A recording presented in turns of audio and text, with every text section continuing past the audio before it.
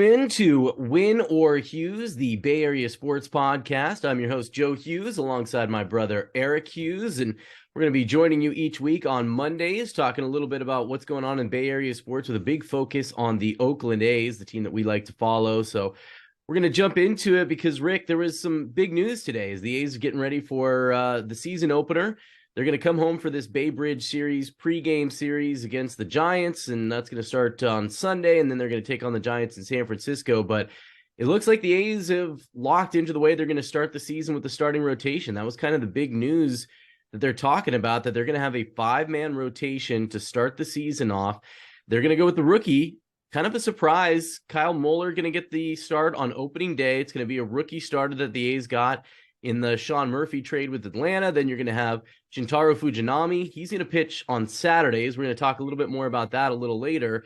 And James Caprillion, Ken Waldichuk in it. Not too much of a surprise. Paul Blackburn and Drew Rosinski starting the season on the injured list. So Adam Aller, if he can get over an issue with vertigo, and JP Sears will kind of be those fifth guys, or they'll be the guys out of the bullpen. But that's kind of what you're looking at for the A's to start this season. And I just want to start with Kyle Muller because he's a guy that's a rookie. I think it's kind of a surprise. I mean, I know that the A's are very high on him. He's got a little bit of major league experience, but over a guy like James Caprillion, maybe kind of the way that things are ironed out, I kind of thought maybe James Caprillion would be the opening day starter after Paul Blackburn went down and obviously Cole Irvin was traded. Yeah, I mean, it is a little surprising. I gotta say, I don't know too much about them. Spring games have not been easy to come by. And some of the ones I've tried to even follow on A's Cast, like last night, tried to catch the second doubleheader, and that one wasn't broadcast. But if the A's like them and they're gonna start them, it makes me excited to see what you could see. I think when we saw Blackburn go out as the starter and then get himself an all-star spot, it was pretty exciting. So even if he's not an ace this season, it makes me wonder what's he going to look like 2-3 years from now. Yeah, and he's being compared to a lot of interesting names. I mean, like, he gets comparisons to Mark Mulder, but I think a lot of that is that he's a big left-handed pitcher that has like six pitches, and that's kind of like Mark Mulder's calling card. Mark Kotze compared him a little bit to Madison Bumgarner, which is another, really interesting front of rotation kind of guy. And he's got the kind of stuff. I mean, I've seen him throw, mid 90s, and, he's got everything in the kitchen sink. He's been a little inconsistent, but he does have a lot of strikeouts. And I think that's kind of a signal maybe that the way the A's are thinking this year versus last year is that they believe these young guys that they've acquired or that they had a year ago in the minor leagues, it's time to push them in, and it's time for them to start getting the experience, because to a degree, last year was a little bit of a lost year. And with the pandemic and the way that that set back a lot of guys in their development, I think that they view some of their guys as really like just kind of getting caught up this year to the way that things would have normally gone if maybe the pandemic hadn't stalled some development. And so now they're feeling confident that, hey, you know what? If we're going to go out there and lose 102 games again, we might as well do it while developing some of these like high ceiling guys. And I think that the ability to throw a guy like Kyle Muller out there on opening day is kind of a testament that this is a guy that the A's think is like going to be around, and they want to start that ball rolling, as opposed to just, putting a guy out there that maybe you don't know that well and isn't going to be here in 5 years. Like, the A's think like, hey, this is going to be a guy that we believe will be part of our rotation for 4 or 5 years.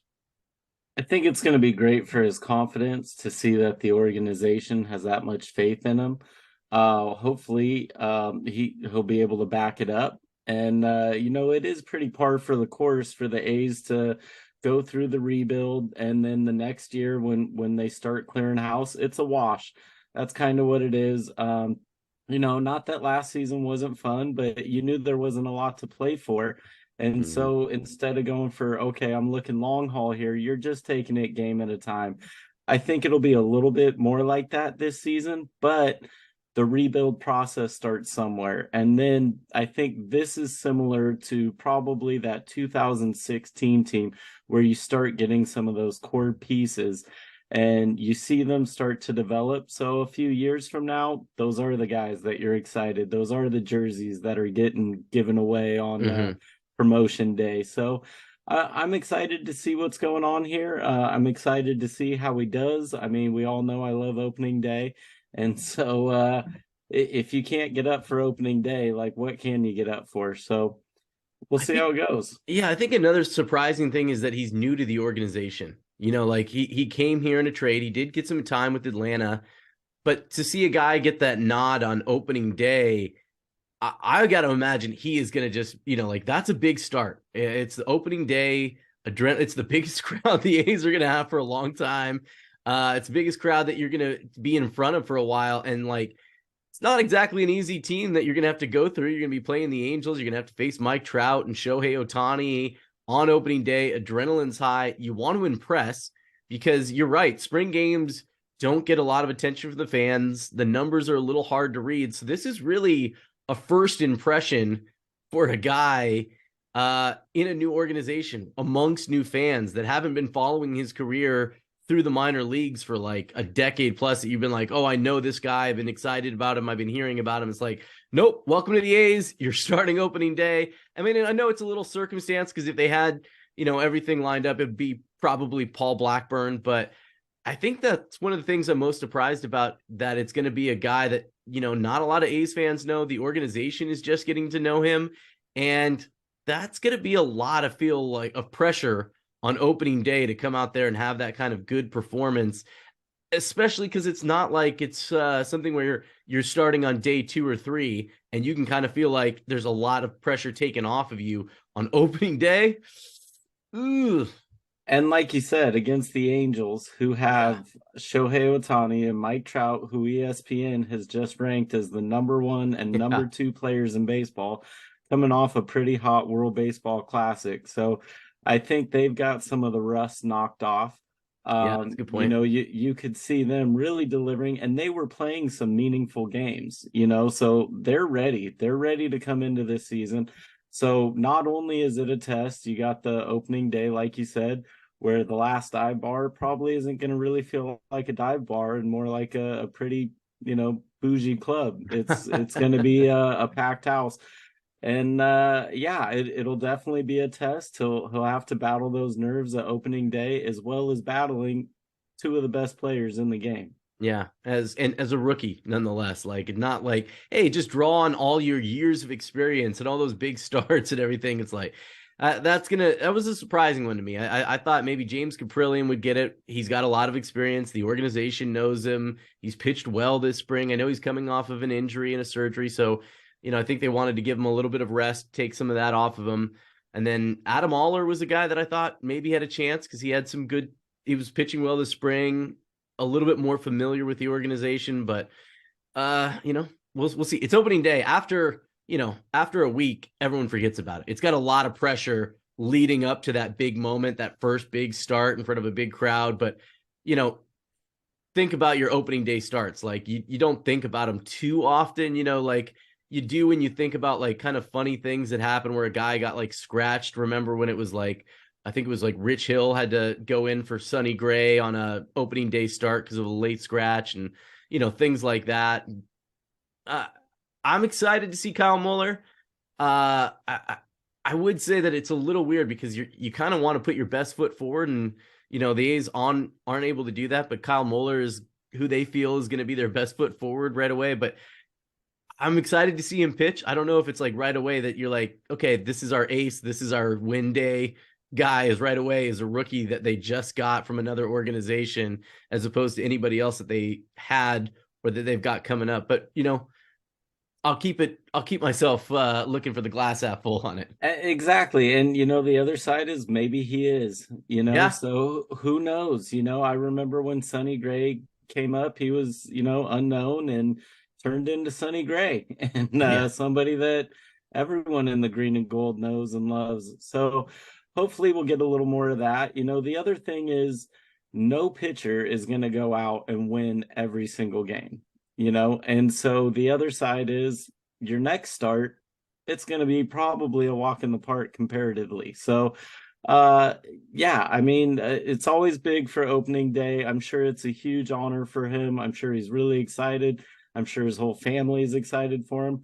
I'm sure when it comes, there's going to be a lot of butterflies that day, but hopefully, those butterflies help him step up and, shine when the lights are on. I mean, you're right. Like if he goes out there in that opening day and uses that adrenaline and channels it into like 6 innings of shove it, like you're like, hey, this guy's pretty good. You can make a good first impression. I guess, you're right. It's just kind of like part of being an A's fan is like set the expectations low, so low that nobody's going to care or see it, and then be pleasantly surprised when they're like way overcome. God, I can't recall the year. It was probably 2016, but I went to opening day. Then I went to a game in, I think, September, and it was like five new guys were on the lineup Mm-hmm. that, weren't even there on opening day. So who knows? Who knows what's going to go on? Who knows if this is just still part of the rebuild and it's like, hey, let's flash some talent. And I hope that he's going to deliver and shine and be an ace that we can look to and be someone that gets the nod again next year. And we're like, yeah, he earned it. Yeah. He deserved it. And the year after that, but the way the A's go, especially in a rebuild year like that, he could be a game piece that turns into some other game pieces. So, I just honestly haven't seen enough about him, but I think the organization, they're still going to see things behind the scenes, see things in training, see his work ethic and things like that. And they've obviously seen enough that they trust him to go out there first night and start the season off against some pretty good players. Yeah. So they've got some faith in him, and and Billy Bean we trust. I know, In Beat I Trust, even though he's yeah. not part of the organization He, like that anymore. But yeah, you're right. That's the mantra, right? And David so Forrest, we trust, right?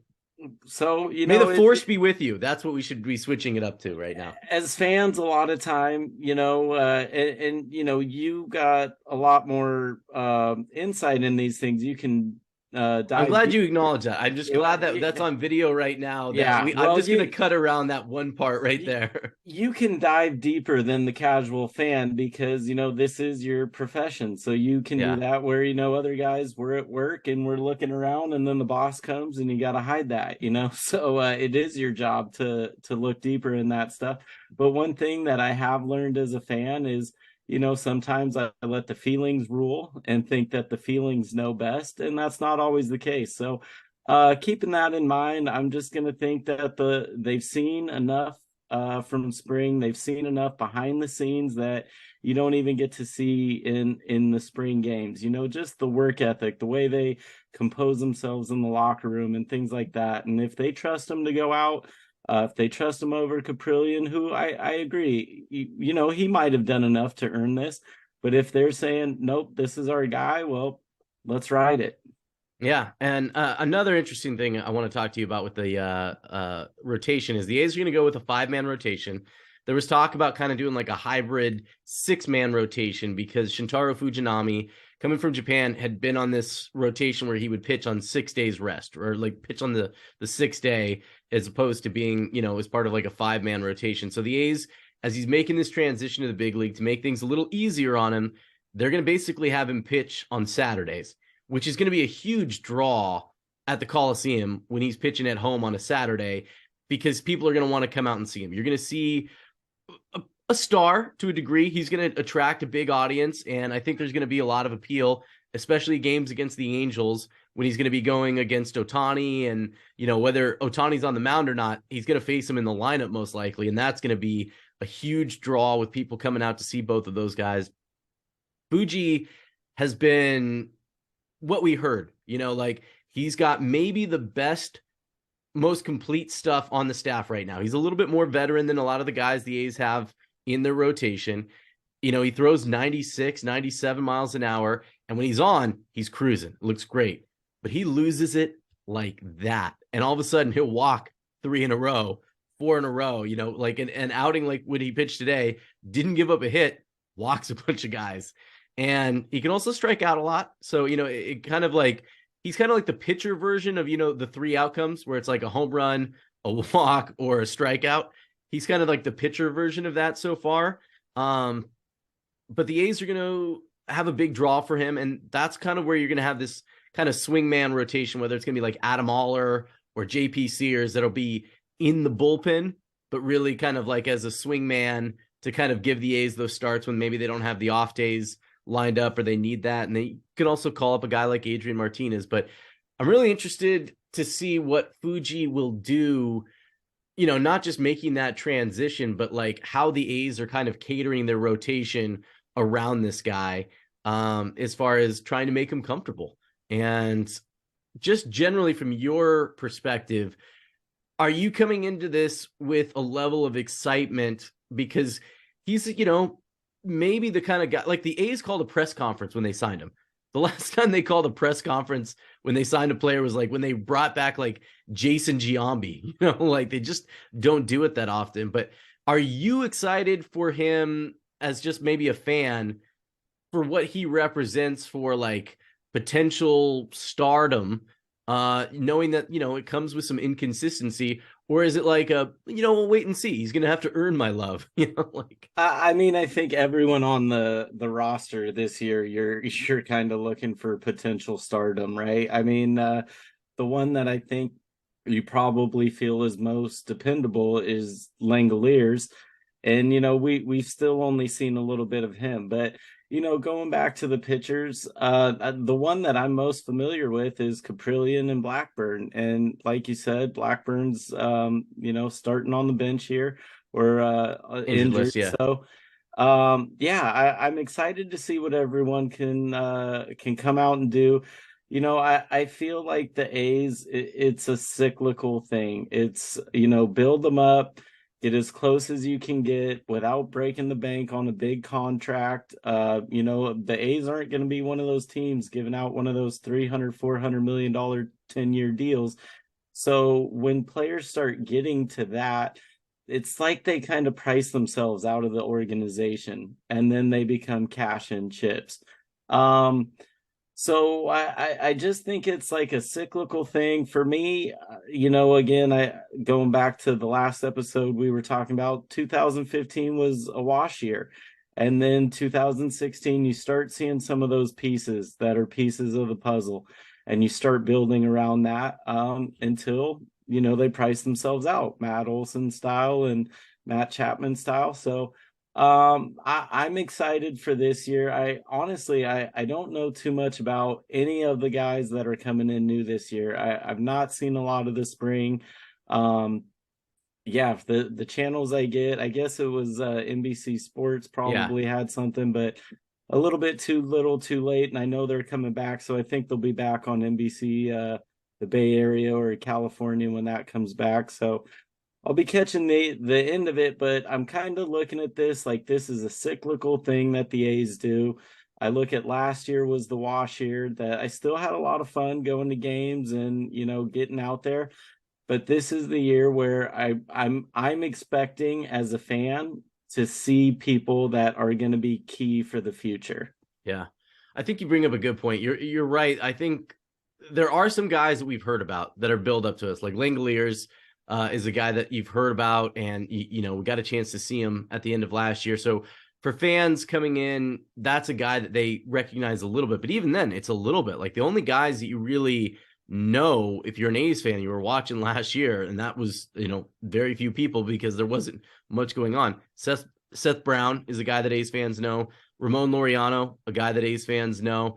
And then some guys in the bullpen, Zach Jackson, made an impression. And, you've got some more established big leaguers like Trevor May, is, an established big league pitcher. But outside of that, and maybe Paul Blackburn, you're right. It is a lot of guys that even if you've heard about them, you probably haven't watched a lot of them play.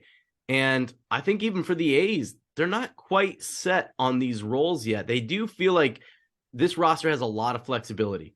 Tony Kemp can play in the infield and the outfield. Seth Brown can play in the infield and the outfield. Pretty much everybody can play like 3 different positions. And that means like it gives the A's kind of an ability to mix and match. And it reminds me a little bit of like 2014 and those years when the A's were going to go with those kind of like really hard platoon splits. So you're going to see a guy that's going to come in and like if he just dominates lefties like the way Johnny Gomes used to do, you're going to play against lefties. Like if this guy Mhm. dominates righties, and because of the positional flexibility that they have, you're going to say, okay, this is what we're going to do. And we're going to try to field it. So, you played left field yesterday. Today, you're at first base so that we can get another guy in there that also crushes lefties. And then just try to stack the lineup each day, maybe being a little different so that you're not going to have that traditional role that we saw like last year or, 2 years ago. When it was like Matt Olson, you're playing first every single day. Matt Chapman, Mhm. you're playing third. Mhm. Ramon, you're going to be in center. It's just going to be standard every single night. I don't think we're going to see that as much with this team, as much as you're going to see guys moving around. So you're going to see guys playing maybe every day, but in different roles. And maybe it's like, hey, you're not coming in until the sixth inning as like, once they've gone to their bullpen and you're going to stay in the rest of the game or something like that.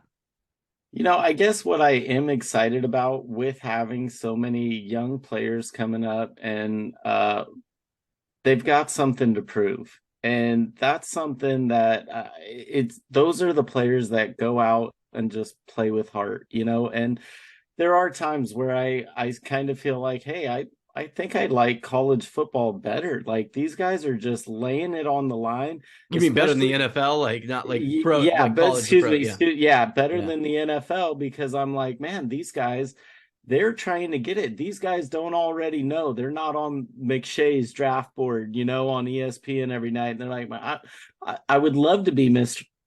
Irrelevant, right? And so they really go out and they really do it all. The other side of that, it just like you're saying, we don't have that Matt Olson who, yes, you are our first baseman. We know you're going to hit a bunch of dingers. Just when I start thinking like, oh, I think I like college football more, then you watch them pull make you a back in. you watch them miss a play that you're like, Yeah, wow, you probably should have done that. And you're like, yeah, there's people that do this you're professionally. right. Yeah, That's the NFL. And that's where the difference is, yeah, and that's where, you do see a difference between a Freeman or a Matt Olson and then hey, Seth Brown, we're going to have you go to first today. Not that he yeah. can't do it, but I don't think you want to bet your mortgage on him being an all-star at first base for the AL this year. So, not that he couldn't, you like to be optimistic for the A's, and it, with a lot of young players, it does go back to those days. They're young, but they can play. And Yeah. so, that was a different team, but you like to keep that hope, and you like to think that that's kind of part of the culture of the organization. And so I'm really hopeful for this year. I am excited. I like we said last time, a little bit you get frustrated seeing that the prices are still going up, and knowing that those quality players, that Matt Olson, he's gone, Chapman, he's gone, but that's par for the course with this organization. And if you're surprised by that, you're either new to an A's fan or you haven't really been paying attention. I mean, I think it's weird because we do get frustrated as a fan base, and you see the fans get frustrated, and rightfully so, like when that turnover happens. But it's, a little bit like fighting against Charlie Brown trying to kick the football. And, like every time you're expecting, like, this is going to be the time they got the stadium getting close, that this time they're going to hold it down. We're going to get to kick the football. We're going to get to re sign some of these guys. Now, to the A's credit, they did try to re sign Matt Chapman. He turned down the deal and, see if that works out and everything. But they did have a belief at some level that they were going to be able to do that with this last iteration of competitiveness. Now it hasn't worked out. The stadium stalled out, and that's definitely a big part of it. But at some point, there is this belief, I think, with A's fans that there will be a graduating class, so to speak, of these prospects and young players that they will try to sign to a longer term deal. And, even if it's still, you look at what the deals are going for in Major League Baseball, and you look at what the A's longest, biggest deal is, it's still Eric Chavez. And that's how long it's been since the A's have made a big splash. Now, they did a shorter term deal with Chris Davis.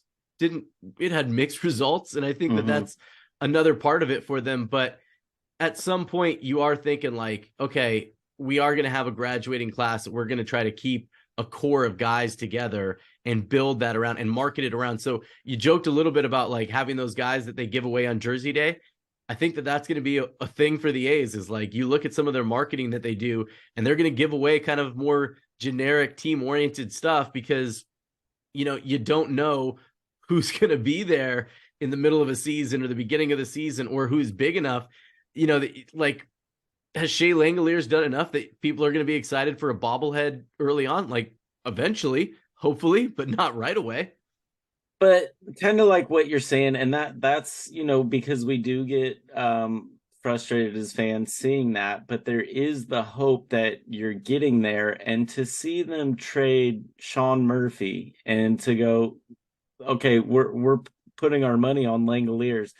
It kind of makes you hopeful that we're getting closer than we thought we were. So I know, Langoliers, you can't put everything on him. He's just one person, and you what you don't expect your catcher to go out and be your best hitter. And we know he is a really good hitter, but your catcher's primary job is to control the game and run that game and help keep your pitcher nice and calm and help him manage the game. And that's why I think generally you see catchers batting ninth. Mm-hmm. You get the exception now and then, but that's not their primary job, is to carry the organization with the bat.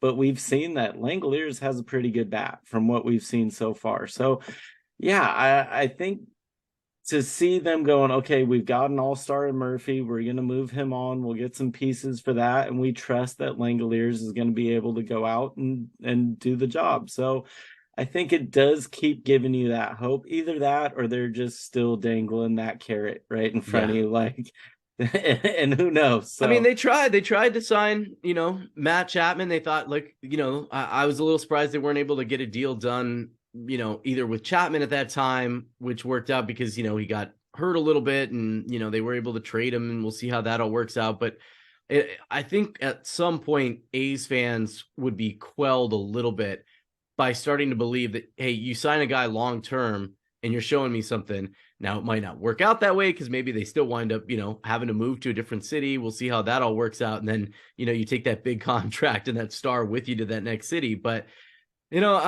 I'm excited because, like you said, the guys that we are waiting to see be that next iteration of a competitive window are arriving, or they're starting to be here. And that's what the guys of the A's have targeted, whether it's a guy that they believe in, like an Estuary Ruiz or Shea Langoliers, or guys that we just saw that are like knocking on the door and that are just going to not break camp. They're going to start in the minor leagues, like Tyler Soderstrom, Zach Geloff, Lawrence Butler. Like, this was probably the last spring that those guys don't break camp with the A's. And like, that is really exciting to see because they're going to be bumping up a lot of these guys that are kind of like placeholders to a degree. And they're going to have to see how everything fits together. But eventually, the A's do have Tyler Soderstrom pegged as a star, whether that's at first base or catcher, and they'll figure that out. But between like a platoon with Langoliers, Zach Geloff is going to be their second baseman of the future. That's what they believe. And, there's nothing that he's done to say that that's not still on track. So, like, you're going to start this year, unlike last year, with some of those young, exciting players. You're going to start to get to know them. We're going to watch some growing pains. Definitely going to watch some of that. But then as the year goes along, you're going to see more of those guys getting added in as some of these young guys are starting to establish themselves. And not everyone's going to make it. You're going to see some guys that we're excited for this spring that are going to kind of fall by the wayside. And this is the way it goes. Like, even you think back through the history, there's been a lot of top prospects that A's fans were really excited about. Maybe they had a splash here or there and then kind of fell by the wayside. And then you see some other guys that were maybe a little lower on the prospect depth chart that became, regular everyday guys. Like, you think about even some of the guys that we love, like Mark Canha was not like some huge top 50 prospect, in the A's organization. And he became one of their best, most consistent players by the end, where you're like devastated when he left. And that's the key part. What you just said right there is consistency, right? You don't need to go out and go, you know what, I'm the next Soto, I'm the next Trout, what It'd you be really need nice to do, have one of those guys. it would though, be huh? amazing. It would be lovely. But to be able to go out and be consistent and go and produce, you don't have to light it up. You don't have to go get the MLB hit streak, but if we can depend on you on going out and doing your job, The other one is Estuary Ruiz, right? Like, even if he's just really consistent on causing danger on the base path and just making something happen, just making those pitchers nervous, making those catchers nervous, making them just keep an eye on you. Until Starling Marte came, I can't remember somebody that was able to just start grabbing bases when he wanted to start grabbing them. And they get to first base, and you're just like, this guy can make something happen. He's going to make this pitcher nervous, and the pitcher's either going to start missing the zone, or this year he's going to start doing some pickoff moves, and maybe he does 3 of them, and hey, now you got second for free. So, but being able to do that consistently, that is the key thing. That is something that, was definitely missing last year. You love Tony Kemp. You love seeing him make those highlight plays where he just flew. Like, Yeah. it was like a Eric Burns one, that one he did. But Anytime then Tony Kemp leaves his feet, something amazing is happening. it absolutely does. But then you watch his face too, and it's almost like he's as surprised as everybody is. Yeah. And it's like, I love Tony Kemp, but what you want to see is somebody that's out there and consistent. Yeah. And they kind of expect that from themselves, like, and consistent in a good way. Consistent in a good way. Yes. Thank you for clarifying that. Consistency can go both ways sometimes. Yeah, no, because last year that is what we saw, like just a consistency of mistakes that just should not have been happening, and a lot of times with 2 outs and the ball's dropping in the infield. Yeah, so. No, I think we're beyond that. I kind of equate last year to the 2015. It was just kind of a wash. Not that we didn't get to see a lot of good baseball, but it definitely becomes one where you go out and you're like, let's just win today. Yeah. You're not like, hey, if we do this, maybe we can get into the wild card. I don't think anyone thought that last year. I think you were just like, hey, definitely not last year. I just want them to play Celebration at the end of the game. That's all I want to hear when this is over. Yeah. So, well, we're going to hopefully hear Celebration a lot more than we heard last year, which was a low bar to clear. But we're getting close to opening day. We got a couple spring training games left. And then, I know that we've gone to like every opening day for a long time when they've had it, especially when it's the home openers. What is your like go-to like opening day traditions? Like what, like besides showing up late and, do you still like to go party in the parking lot? Like, what is it that you like to do about opening day, or what is it about opening day that you like? Is it just that like you still get that reminder of what it's like at the Coliseum when people show up and the vibes are good? Opening day, it just is so nostalgic. It brings back that feeling of being a little kid, going to the ballpark and just being enamored with everything going on. I love the flyovers. I still remember going across the little BART walkway, and they had some jets blasting with their afterburners, and everybody's car alarm starts going off. But the one that I love is that kind of YouTube hype video, like, this is the Coliseum. That definitely is. I got to do that every opening day. We go every opening day. I think one of my personal favorites was we pretty much literally had the worst seats in the house. We were as far back as you could possibly get, over in left field in a corner as well. And so we had the 2 seats there. And then 2 people came up and they were like, I think you're in my seat. We're like, they're the worst seats. Those open ones right there are let me see your ticket. Yeah, those are yours. We did not steal the farthest back seats in the stadium. No, I know. And then, another one. I thought they were joking at first when they were like, that was pretty surprising. But then, another one was after I got married. My wife knew what a big deal this was for us and part of the tradition, and she wanted to come, and I was like, okay. You had to be like, let me just let you know what you're getting into. I was a little reserved because I was like, listen, any other Yeah. game, we'll get there in the third inning, we'll leave in the seventh, we'll listen on the way home, we'll watch it when we get home. Opening day, I need to be there early. Like this is what needs to happen. So she was like, okay, I'm gonna go to work and all that. Well, no. You like don't even go to work. We You don't don't go to work on no. opening day. So then all this other stuff's happening, and then I'm like, where is she? She's late and she's blah blah blah. And then she's like, oh, I've got to go to the doctor. I was like, what is happening? And I didn't know, but that's when she found out she was pregnant Oh, wow. with Jocelyn. And so she didn't tell me, but that whole game she kept, let me go get you another beer. It's just like, oh wow, this was really a good Yeah. idea to bring Yeah. it. And so it wasn't until later on that she told me that we had a little one on the way. But yeah, just opening day has always been special. Yeah. I just really love it. The bunting, The obviously. bunting. Yeah. You're a Yeah. fan of the So bunting. I know. And yeah, I get up for it. I yeah. definitely do. No, I think back. I think one of my favorites is I believe it was a game against the Rangers, a night game. It was like an opening night game that you and I were there, and it was like I think it was Carlos Pena won the game with a walk-off homer, and I just Mm-hmm. remember celebrating that and like looking around, and especially going to these A's games, the vibes aren't very good when it's empty. The like it's fun, you can have a good time, but like Tuesday night against the Rays, and there's a few hundred people in there, the vibes aren't that good. But when the Coliseum is packed and the energy is good, there's a lot of other frustrations getting in and out. Lines are long and all that, but the vibes in the ballpark, it doesn't get better than that. And the energy there, it's electric. It's super fun. And you hear other players, like I remember Tigers players talking about the playoff matchups against the A's and like how pumped up that stadium is when you have it full. And you don't get that many games with that. So I think that that's one of those things is like reminding you of like good times that can be had there. It's not going to be like that every game, but the games that are like that, especially if the A's get back to the playoffs, that's going to be a fun time. And you get a little bit of a reminder of that on opening day. It also feels like it's the first day of school. You're back. Energy's good. You see friends that you talk to throughout the year and you get back together. And then you have a thing that you can get back together and go do every once in a while and go see from friends and family.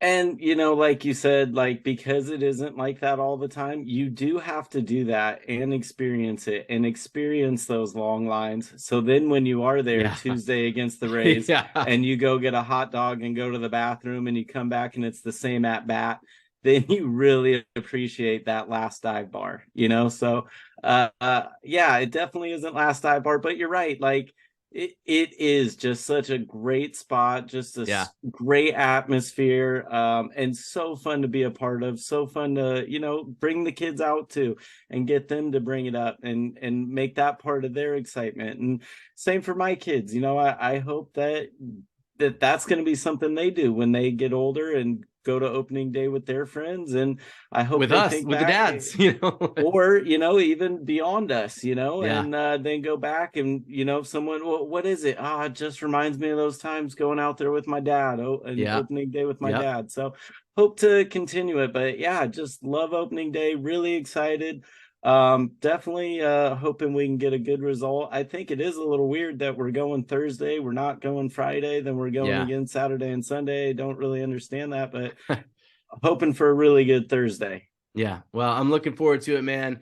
Looking forward to doing this podcast with you all season, talking a lot of A's baseball. And so this is Winner Hughes. I'm Joe Hughes. That's Eric Hughes, my brother. We'll be talking with you on Mondays. Drop a new podcast throughout the season as needed. Make sure to like and subscribe. You can find us on Twitter at @WinOrHughes. You can also find us on YouTube. Make sure to subscribe and follow along every Monday. So we'll talk to you next week. Thanks, guys.